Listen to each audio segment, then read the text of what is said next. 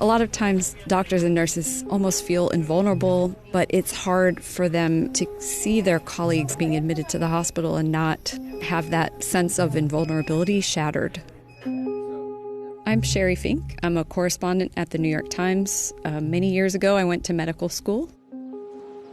Victor Blue, a photographer, and I spent some time at Brooklyn Hospital. So what is he on drug-wise? This hospital, just within the last week, had almost doubled the capacity to treat patients in the intensive care unit. The opportunity for beds here are pretty significant. The staff members from all over the hospital were helping out. So there were nurses from the cardiac catheterization lab. There were podiatry physicians. There was a neurosurgery physician assistant helping out. I think what really stood out to me was the toll on the medical providers and the fact that so many of the staff members are sick.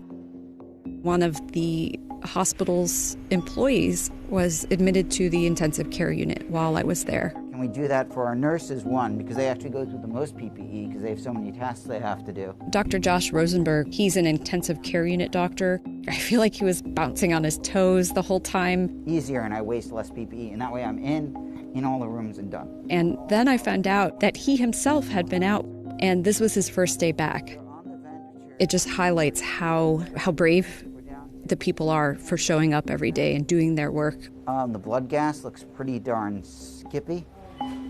In one case, a patient, their cardiac status, the ability of the heart to pump blood everywhere that it's needed, was starting to have some problems. So in this case, they were starting what's called a central line, and that way they could administer certain drugs that could help the heart. And of course, anytime that you're close to a patient and performing a procedure, it can be a risk for the healthcare providers. But it's not all doom and gloom.